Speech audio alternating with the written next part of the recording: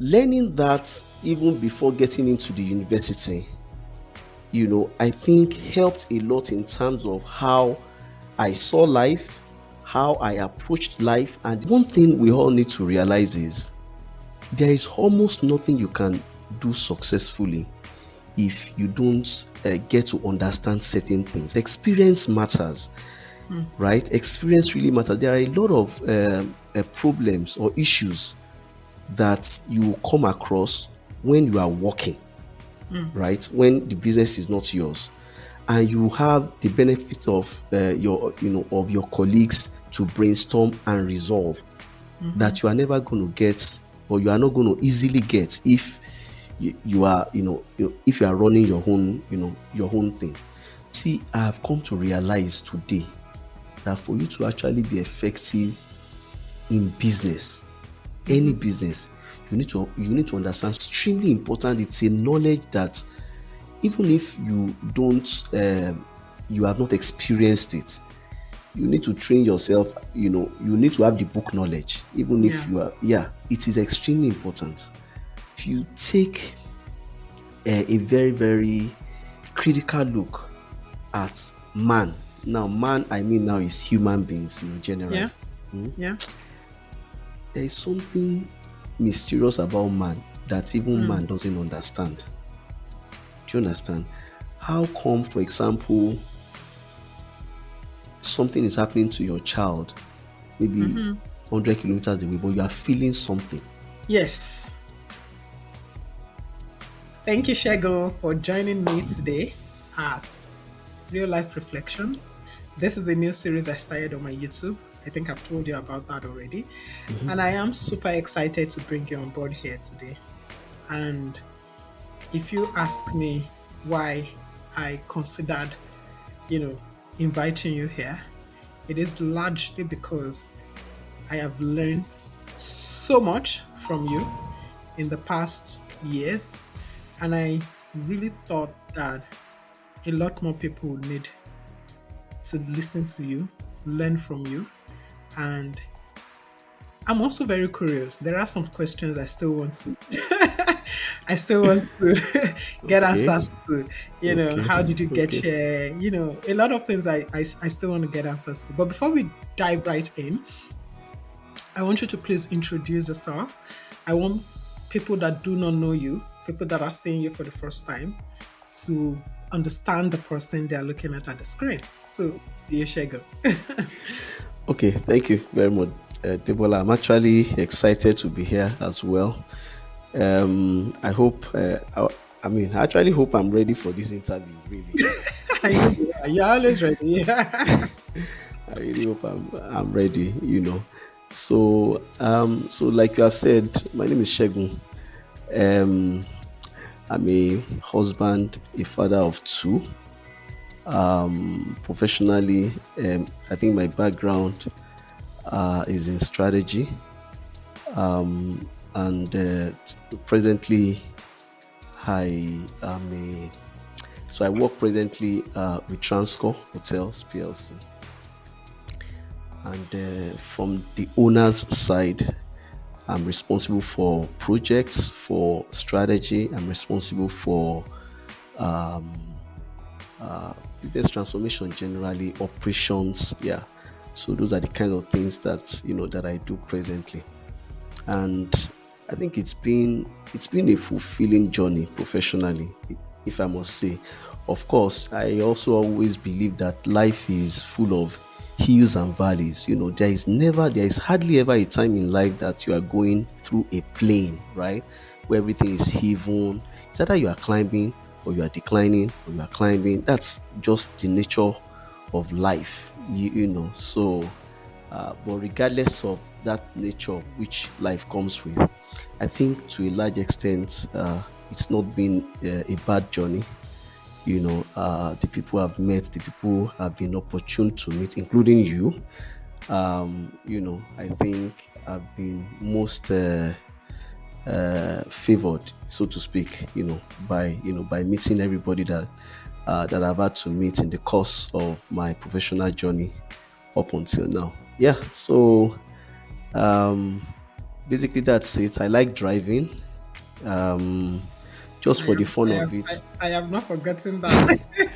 just just for the fun of it, I drove from Lagos to Abuja 4 times. Just for the fun and that was before the security issues, started. Yeah, Yeah. So yeah, now nobody's going to do that. But yeah, yeah, yeah. So just for the fun of it, I think I did. So basically that's me. I think I like people a lot. I like having people around me. I like listening to people. Sometimes when I go to maybe a restaurant to eat and I'm alone, well, I want to sit close to people that are gisting, not because I want to, because I don't know them. So not because I want to, to interfere in whatever it is that they're talking about, but just to listen. That helps me to also eat properly. And the entire eating process is not so boring when I'm hearing when I'm yeah. hearing everybody all around me talking. Yeah. So basically that's me. Yeah. Oh wow! I think the last part is what I don't know about you. Okay. I know about you loving to drive. Yeah. You told me that a long time ago, and I've seen you, demonstrate your love for cars and all those things. Okay, Yeah. thank you, Shegun. And again, like I mentioned earlier, you are one person that if I think of any idea, you know, the next name that comes to my head is yours. Any business idea, anything whatsoever that would give that exposure, that would just make me, or that would convince me that I'm moving ahead in life. You're one person that comes to mind, and I've learned a lot from you over the years. And I know how much you're knowledgeable. I know how much you're smart, and I know how much you've gathered experience over the years. And one of the things that I am curious to know is, how did the journey start for you? You are always learning, you are always teaching. I've recommended you to a couple of people who have asked me, oh, I need somebody in strategy to talk to me about, strategy, business, and all that. And I would say, no, Segun is your go to person. How did you become this person? Where did the journey start from for you?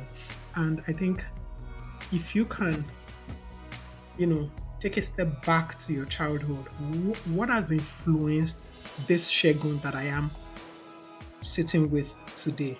What has shaped you? What life experiences have defined who you are today? Okay. So before now, actually, I've never really thought about this, you know. But looking back now, I think what has made me the kind of person I am today is, a few things actually. One, I think from a very early age, I was rather inquisitive, always asking questions, always wanting to know more, why people do the sort of things they do. Why is this person acting in this manner? Why not in that manner? Why are we making this decision to go in this way? Why not that way? And I think that probably came from the kind of home, right, that I am from. Because you see, if I look at the very early part of my life, my dad wasn't around because for the most part he was schooling in the UK, so we could just travel to the UK maybe like twice, I mean just a few times, to see him, yeah. So we spent, I spent the bulk of my life up until like maybe, I mean, almost virtually all my life, really, with my mom, all of us. And she was, she's late now. She was a civil servant and also a businesswoman. Now, when you are with someone who does business and does business on a large scale, right, your exposure is likely to be very different. And you see, over those years that I was growing, she didn't operate only one business. She had times that she did A and then moved on to B and then moved on to C. Now, the process, the decision that came up the issues that came up that now necessitated the decision to move from one business to another. Mm-hmm.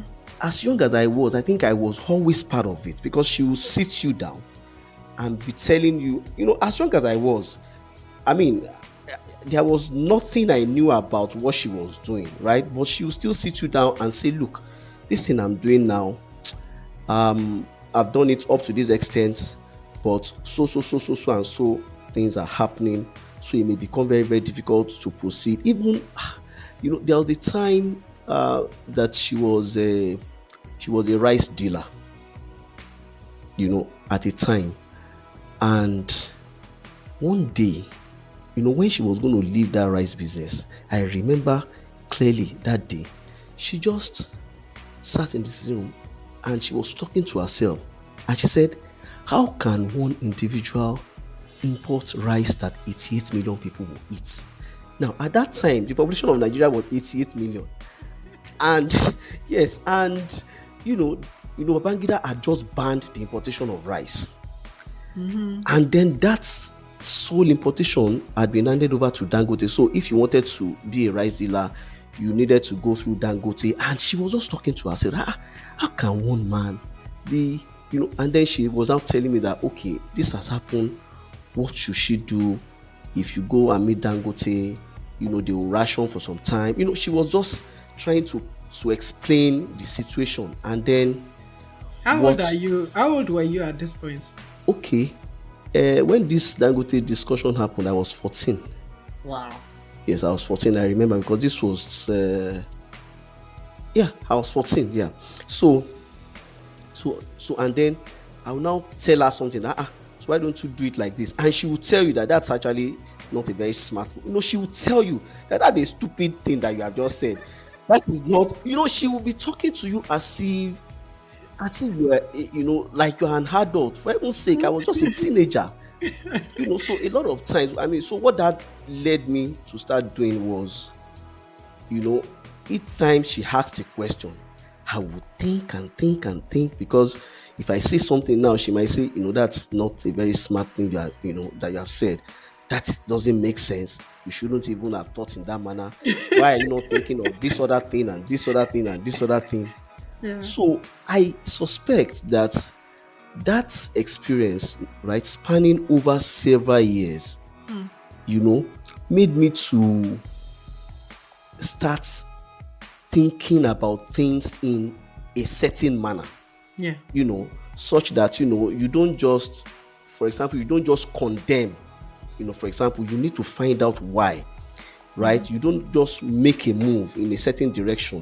You need to know why. You need to be able to imagine what the likely outcomes might be. Now, the outcomes that you are imagining may eventually not happen.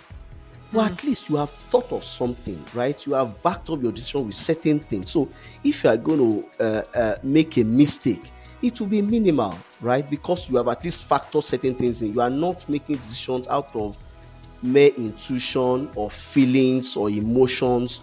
You try as much as possible to ensure that that your decisions are more like data backed, so to speak. Now, learning that even before getting into the university, I think helped a lot in terms of how I saw life, how I approached life, and the sort of questions that that I was now asking. And I'm going to give you another example. When I was in the university, so I had an elective course. I can't remember the name of that lecturer. The course was an elective. He was a psychology course, I think. And now, the lecturer was talking to us about reasoning, right? How you reason, how you see life, and so on. And he talked up to a point that so he asked a question. I can't remember what the question was, but the response I gave, he was asking for ideas around certain things. Yeah.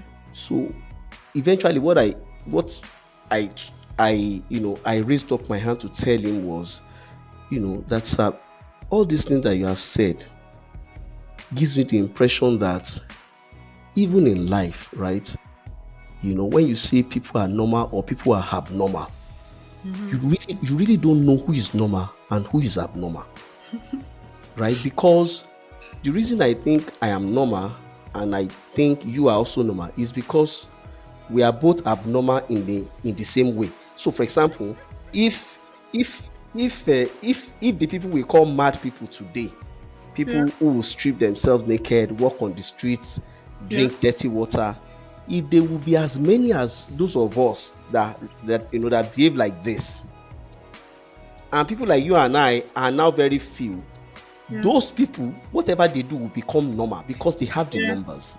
Yeah. Do you Hmm. know? He looked and looked and looked and looked at me and said that I didn't need to write his exam. Really? That's what he said. He said I didn't need to write his exam, that he was going to score me A. Wow. Yes, just Wow. just because of that, short Level of conversation. reasoning. I mean, of course, Yeah. I still wrote his exam.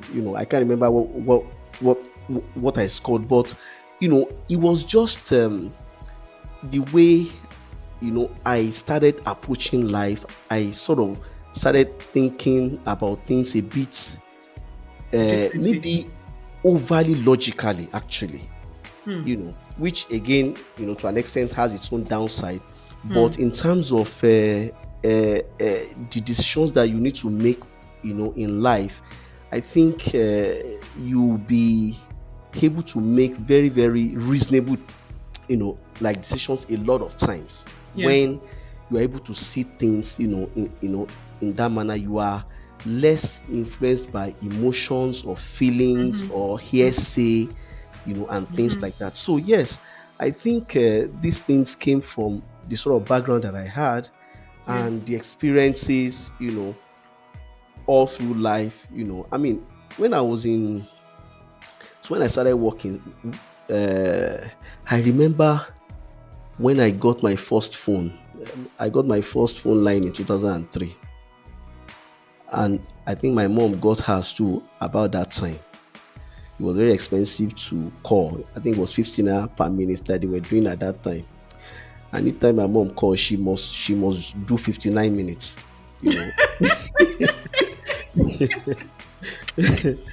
You know, so To yes, maximize if our that thing money, should cross to 1 minute, it becomes 2 100 naira. seconds, then she can continue, and and then terminate it maybe 1 minute, 59 minutes. 59 And seconds. yes, yes, 9 seconds rather. And I remember that this whole thing continued even into that period. You know, she would call you, ask you, okay, the flour mills has just imposed this sort of levy now, or government has imposed this levy, is going to impact on pricing. What should we do? And then you are now coming up with ideas. Okay, why don't you do it like this? And then why don't you do it like that? And eventually she might still go ahead and do what she always thought, because sometimes you feel she's just trying to bounce ideas off you. She already knew what she wanted to do. So so so you get home, you find out that she did it totally differently, and then you are asking why. Okay, so why did you call me to be asking me this question when you knew you already decided how you were Yeah. going to handle your affairs? So yeah. So but bottom line is, having passed through all of those things, I believe those are the sort of things that have shaped the way I see life, Yeah. the way I relate with life, and the way I also think. Mm-hmm. Yeah. So fortunately for me, also, I think uh, working as a consultant over several years also helped, because you have to really be able to think in that manner, Yeah. right? For you to Yeah. be for you to be a successful consultant, you must be able to think in that manner. You must be able to be very, very logically minded. You need to be able to consider different scenarios when you want to make decisions. Yeah. So everything just sort of fitted kind of, in some kind of way, Mm-hmm. together, Okay. to what I eventually became. Yeah. Yeah. So yeah. I'm So that's it. curious. Yeah. Yeah. Yeah. I'm curious to then ask, Mm-hmm. if you were raised by this very amazing entrepreneurial mom, Mm-hmm. why didn't you ever consider setting up a business of your own? Why did you choose to go the career path? And the reason I'm asking this is that you will find out that most people that are in business have sort of have a relationship with someone who has been in business, Mm-hmm. who knows how to convert this to that by Yes. adding value, Yes. and they can charge for it. So Mm-hmm. you never thought about it, at least the little I know, you've been in career for many years. Mm. Why did you not consider it? Okay. So it's not that I have not considered it. Um, I actually have a feeling that in terms of career, I've never really been in quotes in trouble, so to speak. Mm-hmm. You know, if I had gotten close to being in trouble, Mm-hmm. or maybe if I had been in trouble, I probably would have, because over the years, actually, I have I have I have thought of different ideas that should have gotten me out of paid employment, but somehow, maybe you get a promotion, maybe some job will come, maybe salary will just go up, you Mm-hmm. just leave it. I actually had the support at some point to even leave paid employment, because there was a day I remember I went home. My mom was alive then, and there was a report I needed to deliver. So I got home on a Friday night, very late, maybe like 10 p.m. And around 4 a.m., I woke up to work on that report. She would normally wake up around 5. So Mm-hmm. she woke up at 5. So she saw that I was working, and then around 8 o'clock, I was still working. So eventually when I finished and I stood up from that table, she asked me that, all this energy that you're putting into another man's business, why don't you set up something and Yeah. put it? I mean, you came home at 10 p.m. last night, 4 a.m. you were up today trying to do whatever it was that you were doing on the laptop, and I can't remember the response I gave her, but I know that at various times, in the past, I got, I mean, I got some kind of encouragement that, look, why don't you go and do things on yourself, by yourself? Why don't you start up something, that you can know that this is your own deal, and so on. Yeah. So I've gotten okay. So I've done a few things in the past that either partially worked or didn't work at all. First of all, there was a time I ran a transport business, where I had about 2 buses. I sold the 2 when the drivers were misbehaving. In fact, they didn't even know that I had sold the buses. I sold the buses before they even found out. They just came to work and found out that there was no bus to drive. And I was very happy doing that, really. So yeah, so that was one. There was another one. Before I went into consulting, I was working in an oil service company where I was making maps. I was just Yeah. Yeah. making, like I think digital you maps. told me about this one at some Yes. point. Yeah. When I left that company, it took them a while, a very long while, before they could find a replacement. So all through that time they were looking for a replacement, I was making their maps. So I could Mm-hmm. close from work on Friday night and go there and work overnight up until like maybe 12 noon on Saturday, and then I'll go home. So I was getting paid. So Mm-hmm. that time I felt I could actually start up something. But I did it for about 6 months or so. During that period, I tried to spread proposals around because I wasn't going to resign because of one company that was giving me contract. I Yeah. needed to have like two or three, right? So Yeah. that, sustainability could be guaranteed. Yeah. So when I didn't get that, and then I think they got somebody that could be doing their maths for them, that opportunity went by as well. Yeah. The third one that came to my mind was actually I would say it was very novel, because first of all, when I thought of it, nobody was doing it. And I think I mentioned it to you at the time. I think it was 2013 or 2014 that I thought of it. What I wanted to do was to see what I could do in the power sector, because government had privatized the discos and the gencos. So the first thing was I was looking at how one could provide a solution that could help discos to monitor house-to-house energy consumption and know when meter was bypassed without having to visit, because what they were doing was they must visit before realizing that, oh, this person has bypassed the meter, and so on. I know at that time I had a few meetings with people in EKEDC.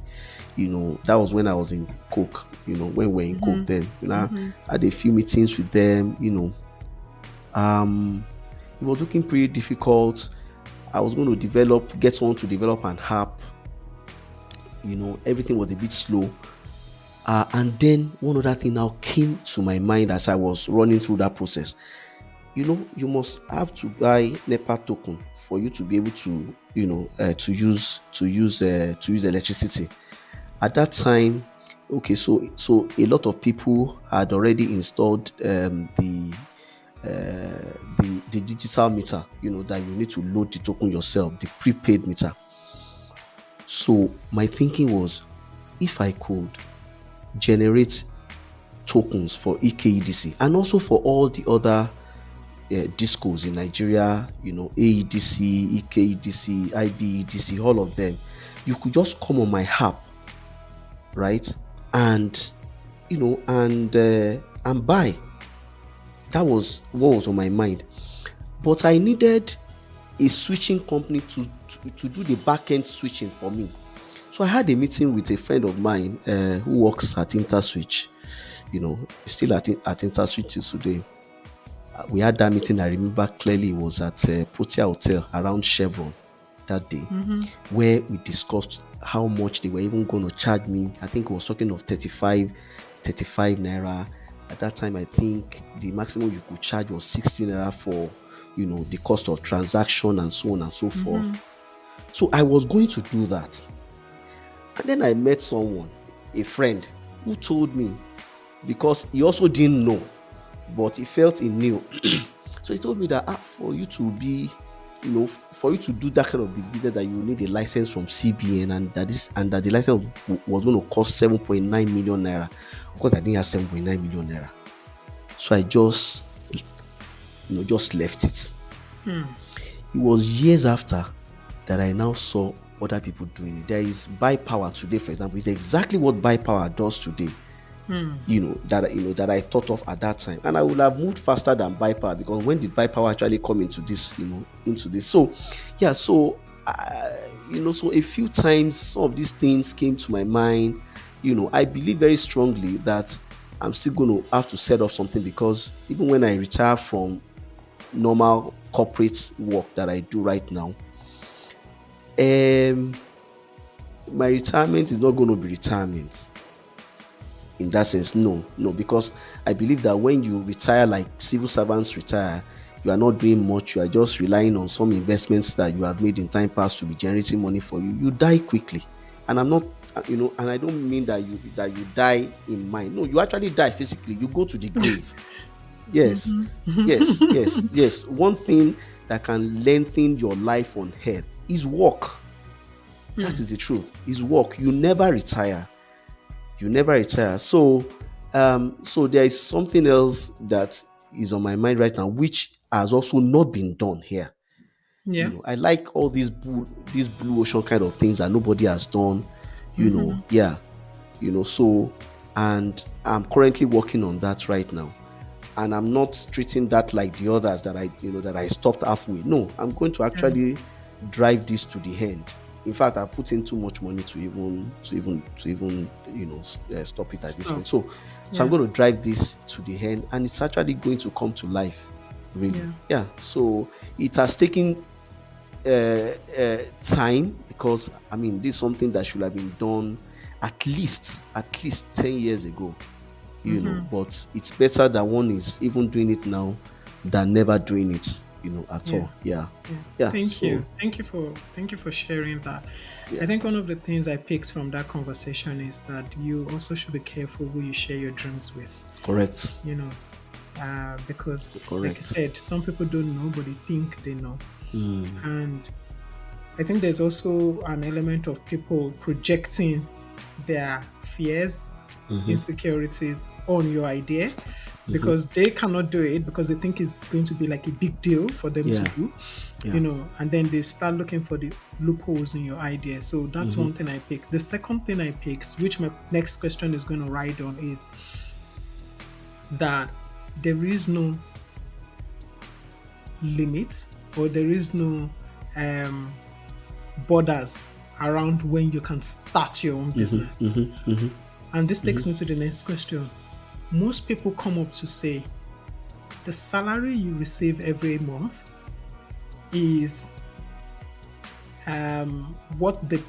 what you get for getting your dreams. So they say Okay. organizations pay you your salary. That money you get is like basically buying your dreams. Yeah. And I always say this is not the case because you cannot strip out the learnings over the years if you really want to, grow in life. So do you feel at any point that there is that regret? You just said something now, this should have been done 10 years ago. Is there any regret that you feel right now to say, I've worked for X number of years, maybe I should have stopped at X number, and then, is there that regret? The second question then, which is related, is if someone young in career is listening to this, also have, that entrepreneurial spirit to say, at some point I want to own my own business, what are the 3 things they should start considering now while they are in career?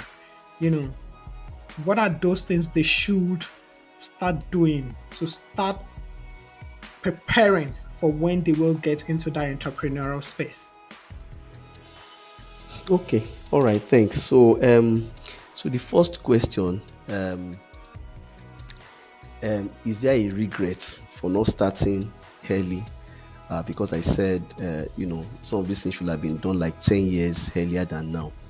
Okay, so it is true that these things should have been done much earlier, but there are no regrets at all. There are no regrets at all because, you see, one thing we all need to realize is there is almost nothing you can do successfully if you don't get to understand certain things. Experience matters.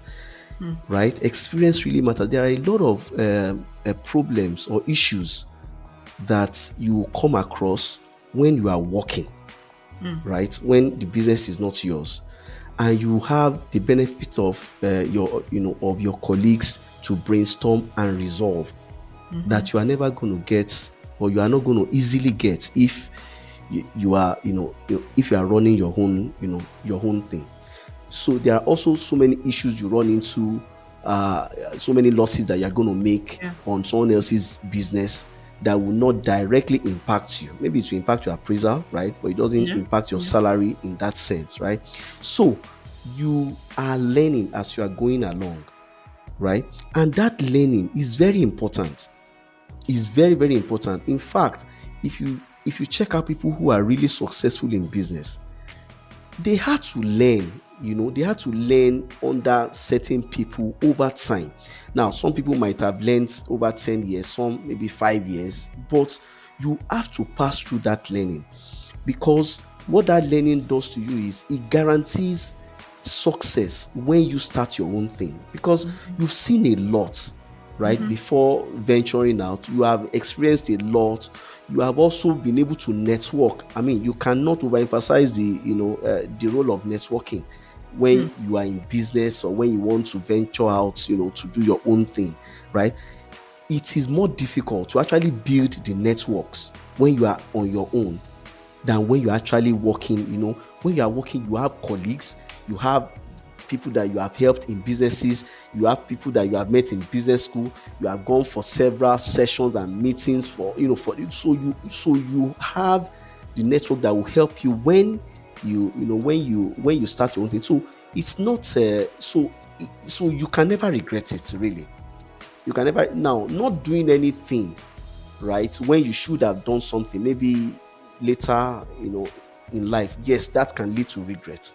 Yeah. But if it's about saying that, okay, you should have you should start your own business, but you have just been working and working and working, sometimes even the idea that will sustain you later in life will come from the work that you are currently doing today. For example, so many people went into consulting because they worked as consultants for maybe Accenture and the rest of them. And then you now decide to now go and set up your own.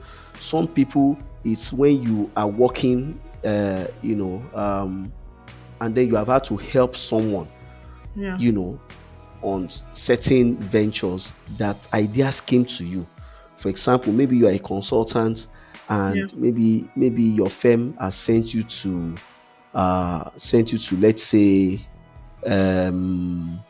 Coca-Cola, right, to go and help do like whatever, like restructuring, or whatever. It is in the course of that project now that you are realizing that, hold on a minute, these people actually have X, Y, and Z needs. Maybe they're having challenges with product distribution. Right? Maybe they're having challenges with, and because sometimes even when we're in Coke, you realize that there are a lot of opportunities and you can't even find vendors to come and contractors to come and to come and serve you. Right? But when you are working, you see those things. Either you are working as a consultant or you are in industry, that's when you actually see those things. So you are able to now build a business around the opportunities that you have seen, versus you did not even work for anybody. You left school or maybe just did 2 years and you did not learn enough. And then you now decided that, look, I'm not working for anybody again. Working for people, working for organizations help to, first of all, structure your life, structure your thinking, structure the way you look at issues and the way you assess issues, the way you approach issues. You need those things. You will never get those things if you don't pass through, that work environment where you have to, to like subject yourself to some kind of leadership and guidance and mentoring. These things are things that you need to get. Right? You have to get these things for you to even be successful in that business that you are thinking of, And if you think that, this business that you are thinking of is like a time bound, right? After like 2 years, you may become irrelevant, or 3 years, then don't worry. So many other ideas are going to come up in the course of the 2-3 years that you can go into. There is never one idea in life that, that once you miss it, then you are doomed.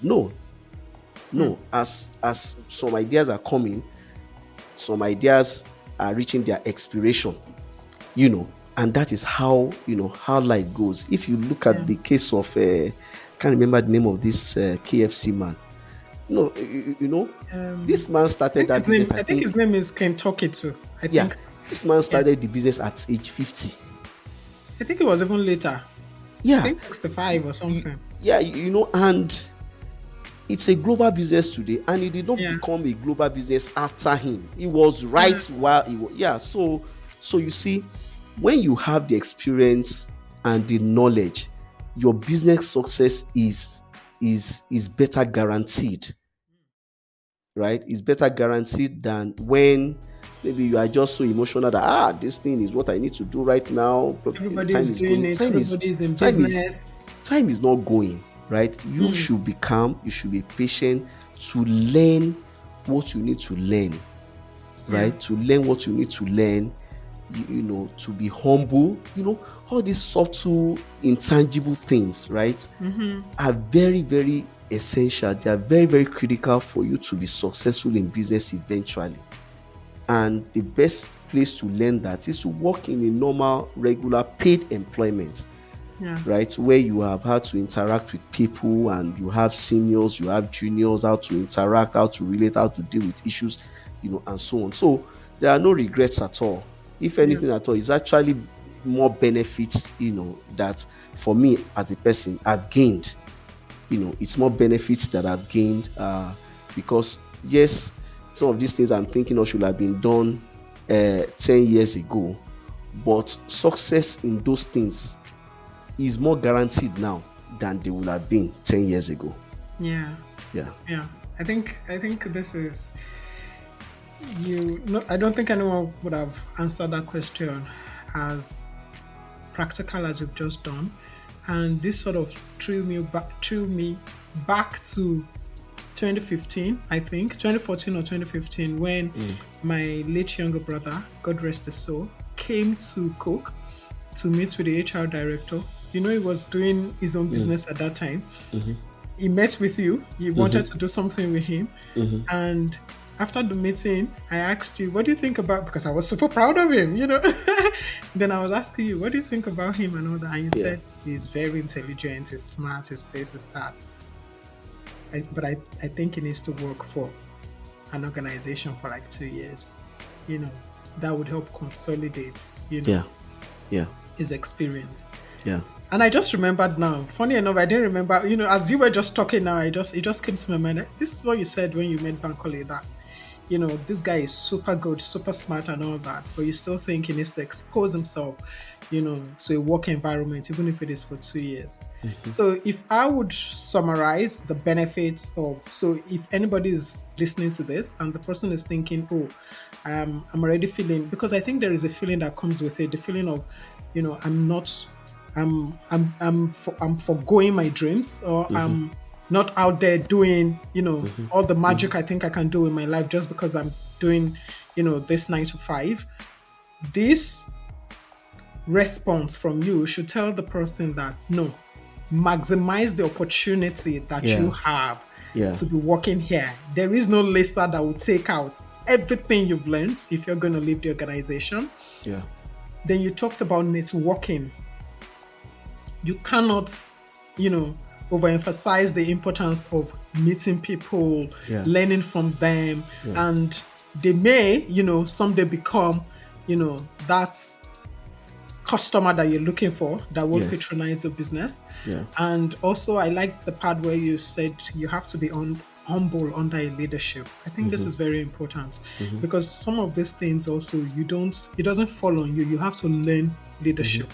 Nobody is a born leader. I don't think you learn it from your environment, from influences around you.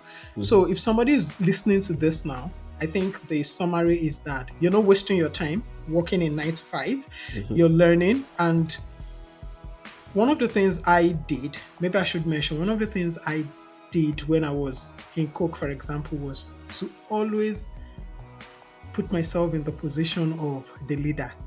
You know, and I just, for example, I'm in a meeting sometimes and I'm like, if I were to own this company, what would I do? What would I do? Exactly. You know, if I were to own this company, what would I do? And then I wait and see what the organization is going to do.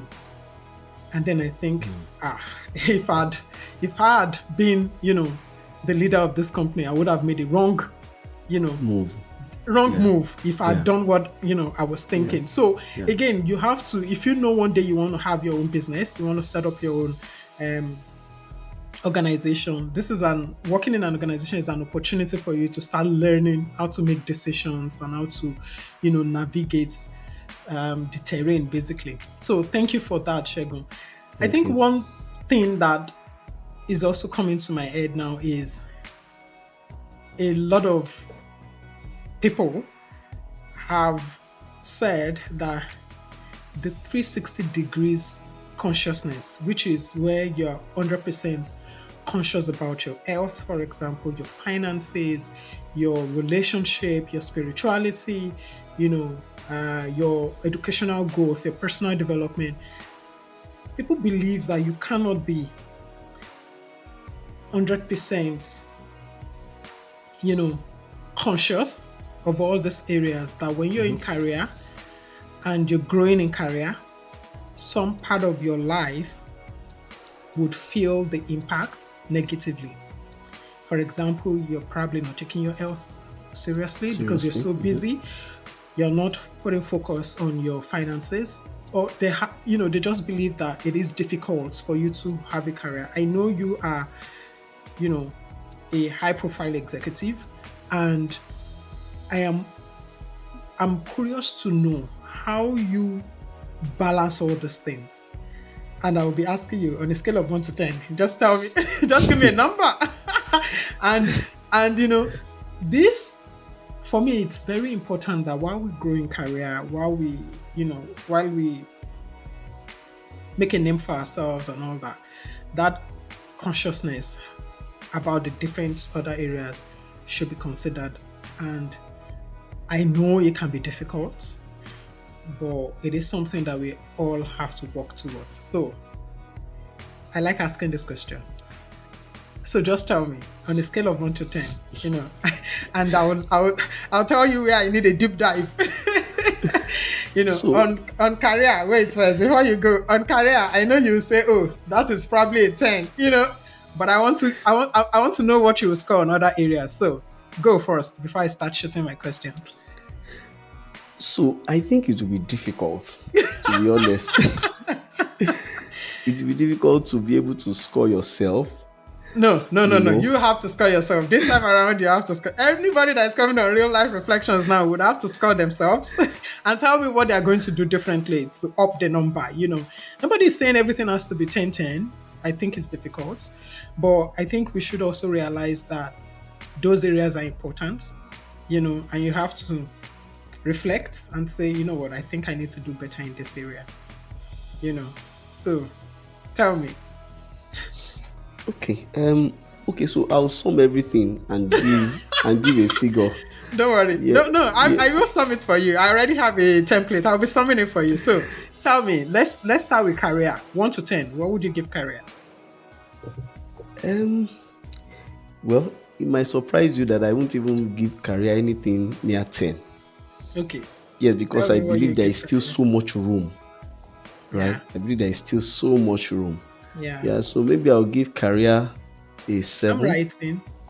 Okay. A 7. Yeah, a 7. I have business here, but because you've not started business yet actively, I would skip that. So I would ask you, okay, in terms of your wellness, and when I say wellness, this is physical wellness, mental wellness. How do you pay attention to it? Exercise, nutrition. That triangle they talk about. Yeah. Exercise, nutrition, and sleep. How would you rate yourself with respect to these areas? Okay, over 10, I think I'll rate myself 4. Yeah. Now, I think shed a bit more light on that. I'm curious to know. So why 4? And what are those things that are preventing you from getting that number up? Okay, 4 because, as you grow older, there are certain things you need to start getting conscious of. The food you eat, exercise, and so on. Yeah. So I don't think I exercise enough.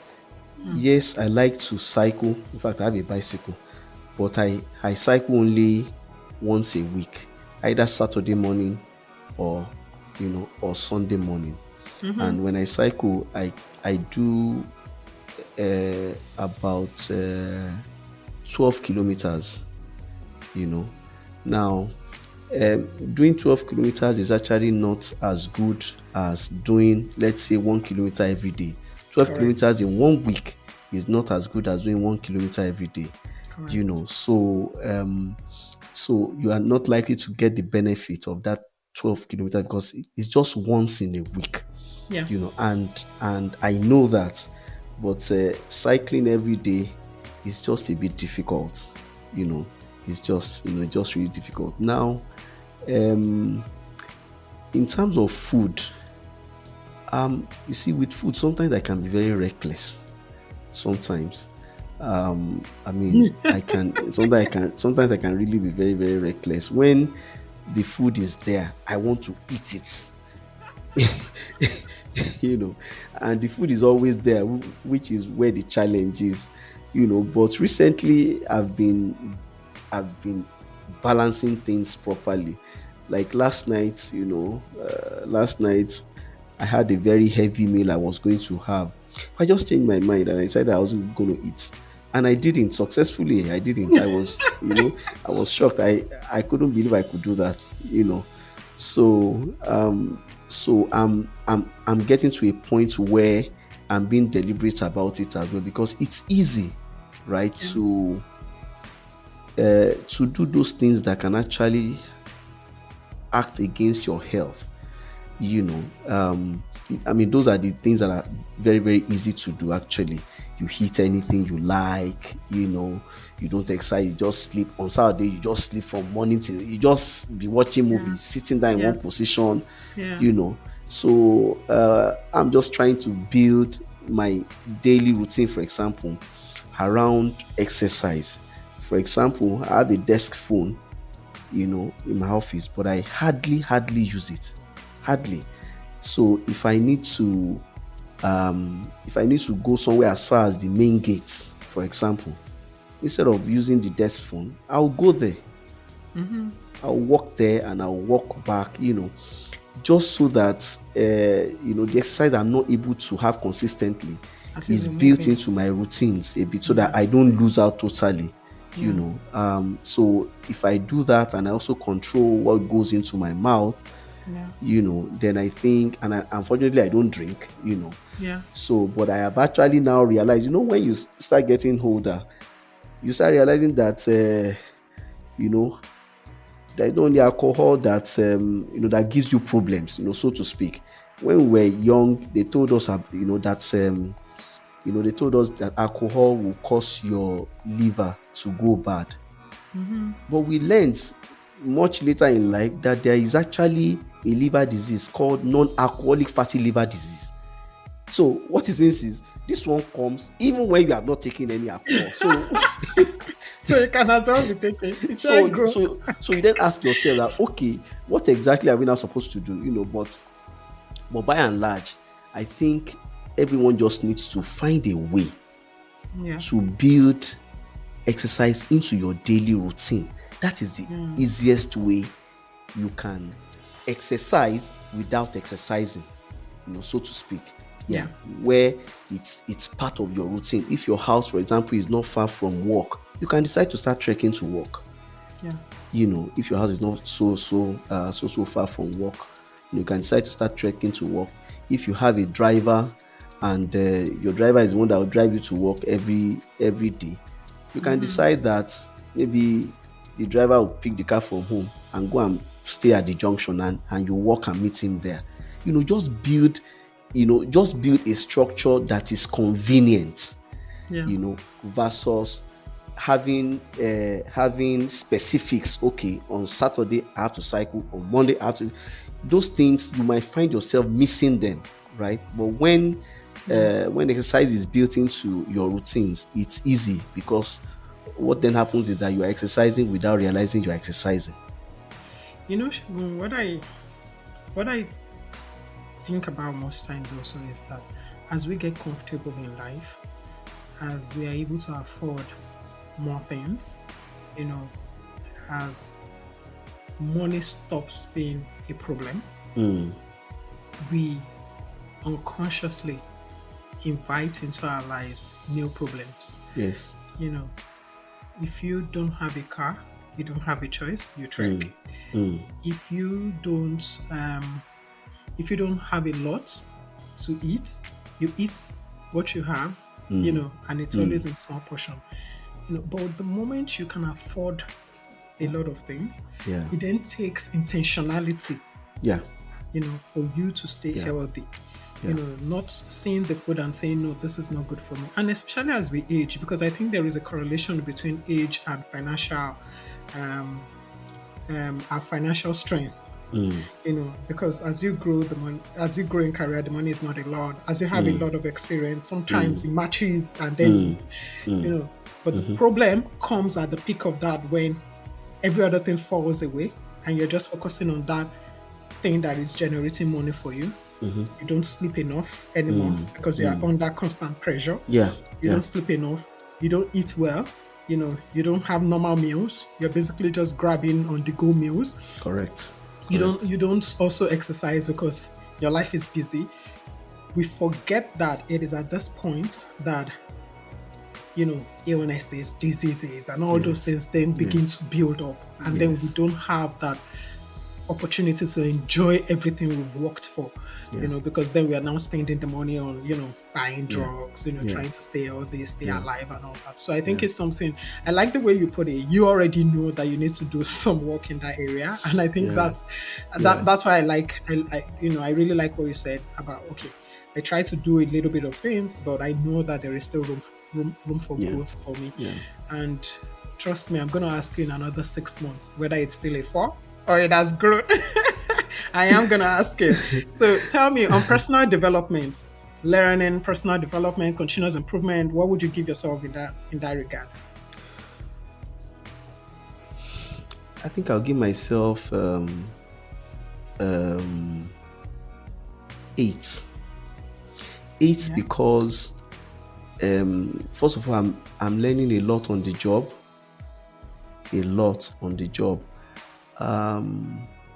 And let me roll back a bit. You see, sometimes let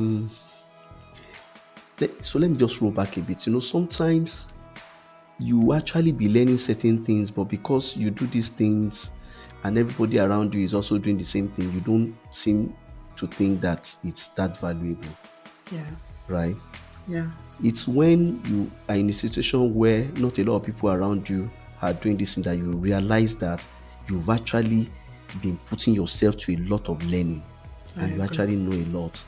Yeah. You see, when I was in Coke, I did a lot in so very early day strategy and then later into supply chain. Mm-hmm. You see, I have come to realize today that for you to actually be effective in business, any business, you need to understand supply chain. I'm telling you, supply chain applies to everything that any business, be it oil and gas, hospitality, manufacturing, it is extremely important. It's a knowledge that even if you have not experienced it, you need to train yourself. You need to have the book knowledge, even if you are. Yeah, it is extremely important. That's something that I got from Coke. That I will never forget. That has been very, very useful, extremely useful. Understanding operations is extremely useful. Strategy is good, but strategy is always high level. And strategy doesn't solve problems except you understand operations. And the quality of your strategy also is a function of your knowledge and understanding of operations. Correct. So going back to continuous growth, continuous learning. So it's to always ensure that one gets that benefit, right? When you have to work anywhere, even if what you are doing is not something you ordinarily would have liked to do, put yourself to it. Make sure you understand it. Make sure you know it. Make sure you do well in it. Anything your hand finds to do it well, because you'll be shocked where that knowledge will become important later in life, because it will always become important. Always. So some of those experiences when you talk about them later in life in places where they are having challenges, you just start looking like a superstar. Yeah. Whereas where you even learnt it, you were a baby there. Nobody even noticed you. Yeah. Yeah. True. Nobody even noticed you. True. So I think everybody should put themselves to, I mean, whatever it is, even if what you are doing is unpleasant, you don't like it, understand it, learn it, do Mm-hmm. it very well, because Mm-hmm. the day that knowledge will be required for you to shine, it will look like magic to you, because it Yeah. will always come, Yeah. right? It will I always come. agree. So yeah, so for me, I'm very thankful, for those experiences. And then, I'm also able to learn the formal way right here, where you are sent to, on training and so on and Yeah. so forth. Yeah. Yeah. But before anybody can even say they want to send you on any training, you must have demonstrated certain levels of understanding of certain things, Yeah. right? So you're Yeah. building on it. Yes, Yeah. so you are now building on it, so Yeah. so I just want to say, that look, because I know a lot of people, particularly people changing jobs, is because Mm-hmm. they don't like what they're doing. You'll be shocked that that thing you don't like is probably going to be the thing that is going to make you stand out sometime, I yeah, agree. sometime later. And trust me, it always happens like that. Mm-hmm. It always happens like that. It Let me always tell happens you. like that. Yeah. Let me tell You you the know. story of my friend.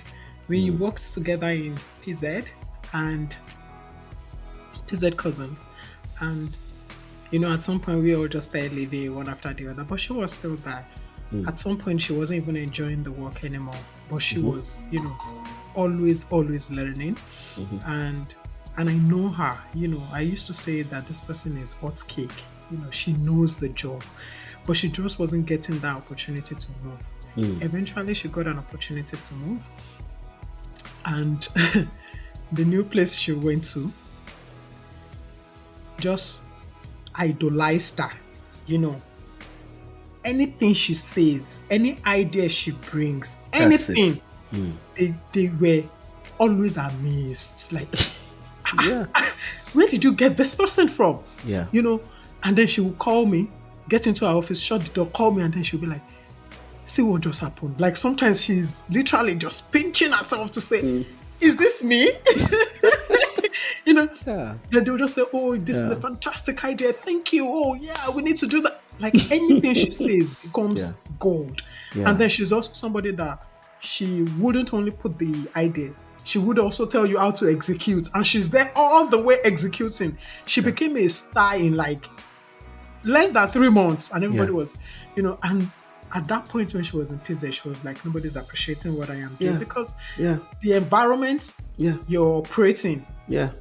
at some point they sort of expected that from you. So say, that's what you should be doing. Yeah. But Yeah. in a space where they are also still trying to find their feet and all that, Yeah. everything you bring on board. So I totally agree with you that irrespective of what you're going through, just make sure that you're learning. Just make sure you're learning because you need it at some point. Yes. I think the last one you're going to score yourself on.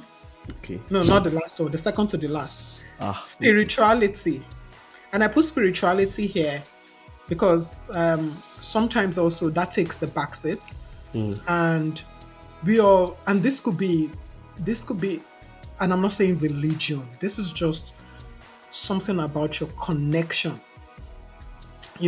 Something about your connection with God, something about meditation, something about, taking time to reflect on life. I put all these things under spirituality to say, how do you connect with yourself? How do you connect with God? How do you view life? How has that shaped you? How conscious are you of your spirituality on a scale of 1 to 10? On a scale of 1 to 10, I think I'll score myself 7. No, that's not a bad score. I'll score myself 7. And the reason I'm scoring myself 7 is because, first of all, I know that there are still a lot of room for improvement. And I also think that the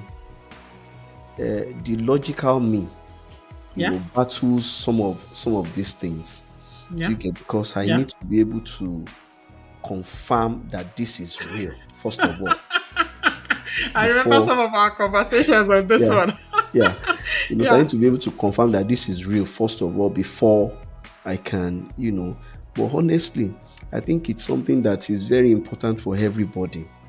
Yeah. See, uh, you know, if you take a very, very critical look at man. Now, man, I mean now is human beings, generally. Yeah. Yeah. There is something mysterious about man that even man doesn't understand. Do you understand? How come, for example, something is happening to your child, maybe 100 kilometers away, but you are feeling something? Yes. How I know. come, how do those things happen? How come sometimes you have dreams and they happen? Right? So if you then want to live your life with the mind or idea that, it's just this physical world, you'll be missing a lot. Yeah. You'll be missing a lot, and it will be tough for you to actually even achieve your full potentials. Whether we can explain it or not, it is something we need to admit, because it is real, whether we can explain it or we cannot explain it. And if you take a look at people who have been successful in business worldwide, I tell you, I don't know any one of them that does, that doesn't, or at various times, that did not embrace, this aspect of life. Name it.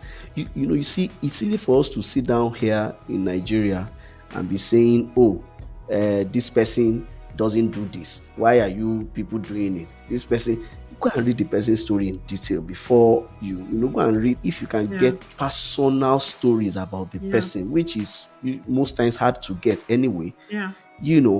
If you read things that are personal to these people, you find out that these people actually, take someone like Steve Jobs. It will surprise you. Take someone like, there was something I was reading about Bill Gates that really shocked me. How the guy actually, takes these things. But we'll sit down here and we'll be asking ourselves, and be, what we don't know. What we don't know. The way the world is structured, for you to attain certain levels in life, you need the support of a force higher than you. Trust me. Yeah. This is not being, what's that word now? It's real. Yeah. This is real. And travel the world over. Identify as many successful people as you can identify. Yeah. This is something that is common to all of them, whether they say it or they don't say it, whether it is written about them on Wikipedia or it is not. If you go and do deep research about them, you find out that everybody has something higher than themselves that they look up to. It can be God as we know God. It can be something else. Yeah. But there is no successful, as in successful in that sense, highly successful person who doesn't have regard. Right? Who doesn't have regard for this aspect of life. Yeah. So I have regard for it. I take it very seriously. I wish I could take it more seriously than than I'm taking it right now. But I think I'm trying my best, because I know that it is essential. In fact, you see, if one understands how life is built, even if one understands not even how life is built, but the universe itself, you will know that there is more to life than the physicalness, right? Than what we see. You see, if you look at the universe, the extent of the universe alone, right? Do you know that this planet that we all live on in the universe is smaller than a grain of sand in the context of the universe? In fact, you can't even see it. You need a microscope to see this planet that we are, that we are all jumping around, and is smaller. You can't even see it. in the concept of the universe. It's not even visible. That's why you see some people tell you that maybe we are not even the only ones in the universe. Maybe. I think you were the one that said this one before. Eh, That what if yeah. some people are living in, say, Mars Yes. or Because it is too wide for you to imagine that it's only us. yeah. It's okay. So we don't know. That's it. We just don't know. It's too. I tell you, you can't see this planet. It doesn't show. So you see, for safety reasons and for conservation of life, it is better to force oneself, Yeah. even if you are not so sure, to imagine that this is how it is. So we have seen evidences, right? Even from the point of view of science, there's this professor in the US, New York State University, Professor Michio Kaku. Yeah, he tries to explain evolution, talks about string theory and so on. But guess what? He ties everything back to the existence of a supreme being. So learned people are seeing these things. We see that successful people have regard for these aspects, right, of life. You that are still trying to find your feet in some career, you are listening to these people who have gone ahead, who are experienced, who are older, and you are questioning these things. It's good to question. It's good to question, but I think we need to get to a point where we need to understand that when it comes to spirituality, there will always be more questions than answers. Always. We need to admit it. The evidence of the spirituality is what should give us that confidence that what we have admitted to is correct. Yeah. Because there are evidences, right? There are evidences that there is a spiritual side, to everything. And in believing God, I just see it in life. The way I've chosen to live my life is I will believe in God. Because not believing in God poses a higher risk to me. Yes, because if I say I don't believe in God now, and it turns out at the end of life that there is God, then I'm doomed. But if I believe in God and it turns out at the end of life that there is no God, I don't lose anything. All of us that are dead will just continue resting in peace. That's it. And then sorry, can you say that again? God, you froze for a second. You said something just now that all of us I said, that all of us that are dead, if it turns out that there is no God, then all of us that are dead we just continue to rest in peace. So yes, versus you now die, you find out that there is God somewhere. Yes. You now find out that there is God somewhere waiting for you, and you cannot come back to repent. No. Yeah. No. I won't even find myself in that kind of situation. Thank you. I think I honestly like your perspective to this, and what I also believe is that we cannot look away from that element of life. I think it is too important to live to chance, and it's something that we all have to do in a way that gives us peace. You do it in a way that gives you peace. And that was why I said at the initial stage when I was asking the question, I'm not even talking about religion. I'm actually talking about connection. If you find peace doing it, then just keep doing it. But it was so good and so refreshing listening to you say all those things again. Thank you. I think the last one I have here is finance. So what's your relationship with finance? What's your relationship with money?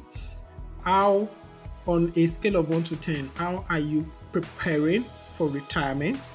Because I think this is something that anyone above 40 or even before should start considering. My friend would always say, this is the time we have the energy, the brain, to prepare for the time when we wouldn't have the energy and that mental agility to basically earn money and make some decisions. So what would you say is your consciousness around finance, money, and also preparing for retirement? Okay, thanks. For me, I'm actually very, very conscious of retirement, but not in the sense of retirement. Yeah. Because for me, I think I'm going to work till I die. Actually, okay, So on a scale of 1 to 10, what would it be? okay. I think I'll score myself 8. 8. Yeah, and the reason is, you see, for me, I don't see retirement as, you know, and I also don't see myself in that situation where at a point I will consider myself a retiree. Mm-hmm. No, I'm going to continue working, Yeah. until my last day. I'm going to continue working, because first of all, I believe that you tend to age quicker when you stop working. You age more quickly. You begin to get out of touch with what is actually happening around you. Your life generally just becomes very, very, very uninteresting. 68% is not bad. It's not bad. You didn't fail. You didn't fail. Yeah. But again, I really like this reflection series because again, I Yeah, would go also to think about some of these things and yeah. say, okay, what else do I need to work on? I'm doing well in this area and all that. So thank you so much for your time, Segun. Thank you. I don't take this interview for granted. I know a number of people will watch this and they would understand what I have been saying over time, that you need to speak with Segun. Segun is not basic, Segun is not basic, And I like the fact that you always have something to say, and that also shows or connects with your continuous development and personal development journey, which you scored really high and which I can attest to. So thank you so much, Shegun, for your time. Thanks, Appreciate Debola. it a lot. And Thanks. again, as I always say to people, I look forward to interviewing you again in say another 5 years. And at that time, we will be in bigger growth, Of you course. know, we Of will be course. recording more successes, Of course. Yeah. Of So course. thank Of you, course. thank you, thank you so much. Enjoy the Thank you rest of so your much, day. Debola, for having me. Have a good Thank you day. too. Yeah, Yeah, cheers. bye. Bye. Yeah.